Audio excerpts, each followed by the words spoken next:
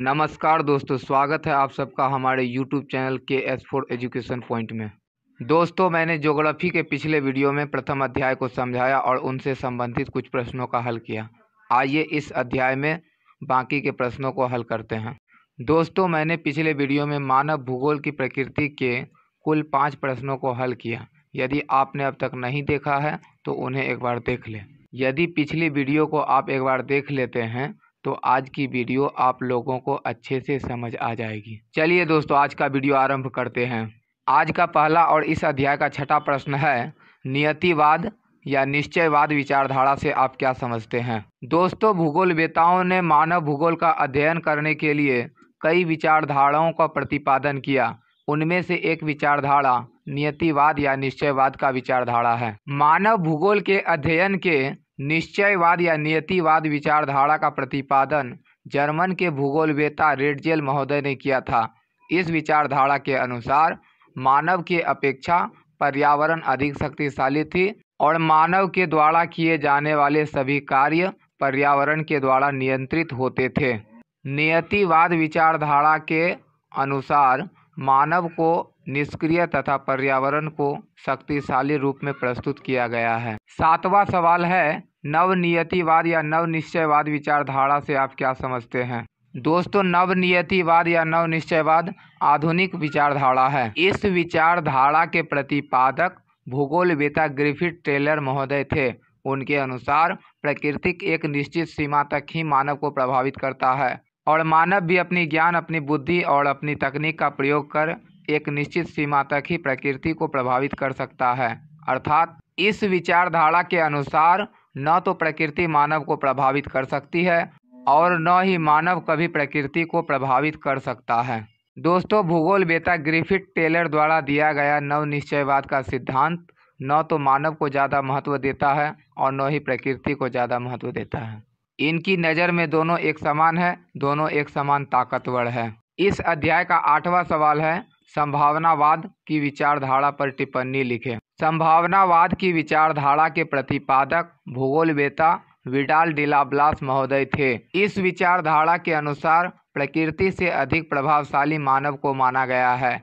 इसमें कहा गया है, मानव अपनी इच्छा के अनुसार पर्यावरण को परिवर्तित कर सकता है और प्रकृति द्वारा प्रदत्त संभावनाओं को अपनी इच्छा के अनुसार उपयोग कर सकता है। संभावनावाद की विचारधारा में मानव को पर्यावरण के नियंत्रण से मुक्त रखा गया है। आगे इस अध्याय में कहा गया है, नियतिवाद एवं संभावनावाद में अंतर स्पष्ट करें। दोस्तों, संभावनावाद एवं नियतिवाद एक दूसरे से बिल्कुल विपरीत विचारधारा है। नियतिवाद विचारधारा प्रकृति को अधिक शक्तिशाली मानता है, जबकि संभावनावाद विचारधारा प्रकृति की अपेक्षा मानव को अधिक शक्तिशाली मानते हैं।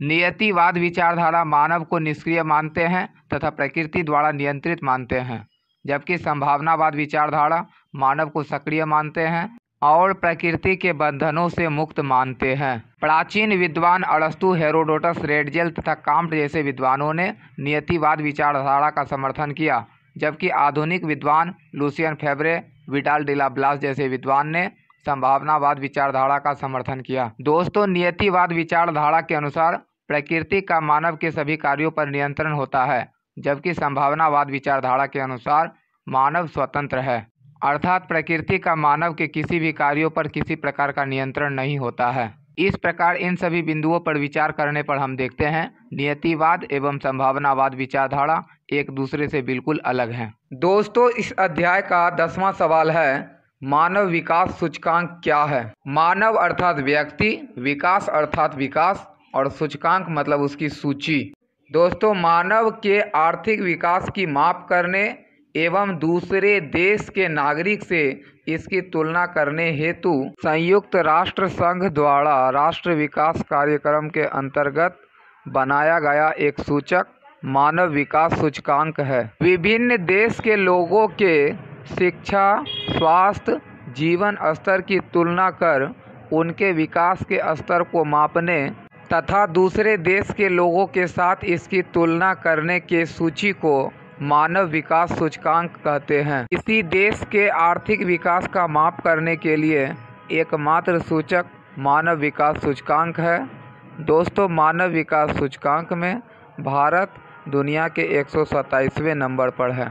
इस अध्याय का 11वां सवाल है, मानव भूगोल के अध्ययन के कल्याणपरक विचारधारा के विशेषताओं को लिखें। दोस्तों, अब तक यदि आपने मेरे YouTube channel KS4 education point को सब्सक्राइब नहीं किया तो सब्सक्राइब करें, और यदि वीडियो अच्छा लग रहा है तो लाइक और कमेंट करना ना भूलें। आइए इस प्रश्न का उत्तर देखते हैं।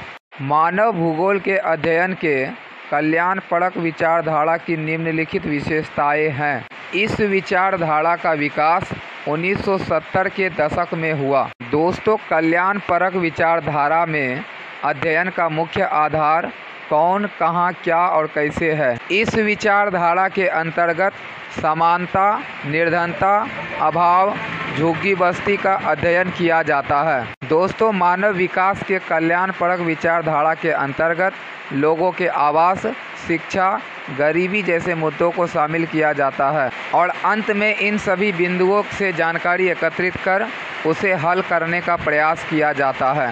दोस्तों, अभी आप लोगों ने पढ़ा बिहार बोर्ड के इंटर क्लास के भूगोल के प्रथम अध्याय मानव भूगोल की प्रकृति के प्रमुख प्रश्न और उत्तरों को। दोस्तों, आज के लिए इतना ही। अगली वीडियो में मैं इस विषय के दूसरे अध्याय के साथ आपके बीच पुनः उपस्थित होऊंगा। तब तक के लिए बहुत बहुत धन्यवाद।